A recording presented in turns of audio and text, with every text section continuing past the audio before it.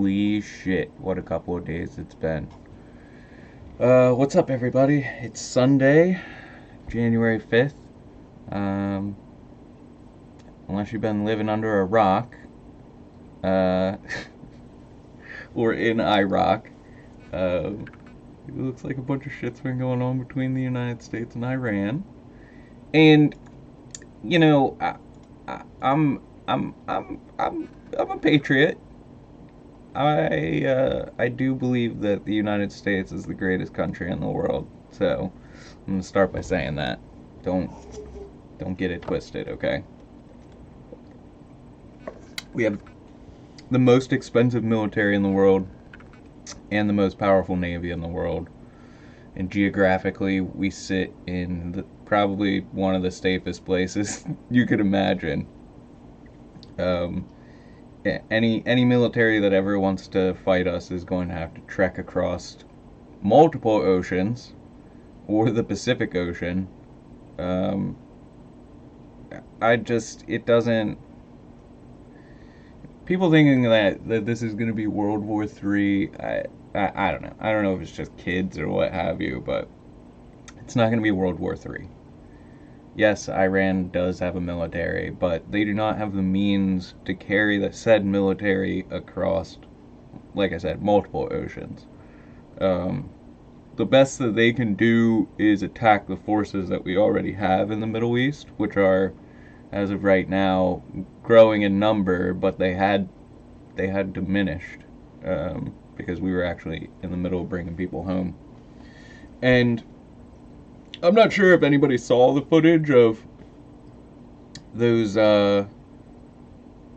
soldiers and the people trapped in the American embassy in Iraq, but just I remember seeing it first thing in the morning when I woke up and watching the video of people just beating on the windows, and these soldiers are kind of just hiding behind a desk, and like I was like, shit, dude, they're gonna die.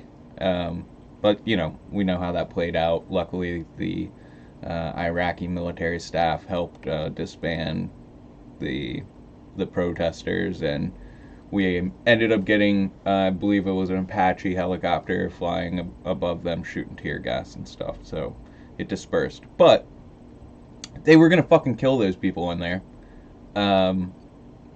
and we ended up killing the guy that orchestrated that. So, fuck that guy. And in all honesty, fuck Iran. I know that I was born after the Cold War, but I'm not stupid.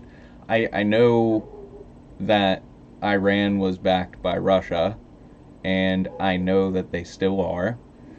That's most of their military equipment has been bought from Russia. I'm pretty sure most of their air force is made up of Russian planes. Um, Look, Iran's geographical setting it's just rocks. It's a lot like Afghanistan. If we were to go in there, we would have initially a difficult time getting through their air defenses because they know that um, taking them by land is going to be difficult because of the terrain and how many places they have to hide. They're just going to run and hide in the hills and shoot down planes. Once we do take out their anti-aircraft weaponry, we'd be able to march into their cities, and like I said, they would just do what Afghanistan did and go hide in the hills, where they would probably outlast our will to fight because we're in their country. Probably killing a couple people a day or a week, and then slowly over time, our interest in fighting them will diminish, and we'll call it a win, and then go home, basically. So, America is really good at winning wars before World War II. Once the world kind of came together, and everybody kind of looks at like really fucked up things that other countries do, we became less effective because we were really good at beating countries by doing really fucked up things. And now that we can't really do that, like, I mean, I don't know, we did it in Vietnam, but we didn't win. But had we just gone in there and killed everybody instead of just the military, we might have been able to beat them. We're not great at insurgencies. Um, Especially with religious fanatics like the Iranians. Like Hezbollah is crazy. You know, and and it sucks because poor Iraq, man, like they they're just sandwiched between these two countries that are going to try to kill each other. I mean, if you don't realize that Saudi Arabia are our boys in the Middle East, whereas they have an issue with Iran. Um, Iraq's the only land between them, so the road to Iran from Saudi Arabia is through Iraq. So we will hold Baghdad basically to make sure that Iran doesn't have it. I don't know. The strategy is just a lot of we don't want you to have this, so we'll just take it from you. But like we don't really want it either. Trust me, the United States probably does not want to be in the Middle East. But we have to protect our interest, and whereas a lot of our political parties are influenced by lobbyists, and those lobbyists are paid for by private oil companies, and these private oil companies have footing in Saudi Arabia, and we make deals with Saudi Arabia for their oil. In turn, the U.S. military guards these oil fields, if that all makes sense. Um, and because of that, we have gotten tied into this Middle Eastern conflict between Saudi Arabia and Iran that I don't think we really wanted to be in, but we're in it now. So there's that. I've been kind of joking around saying, another another positive outcome to getting off of crude oil is we're not going to dick around in the Middle East anymore.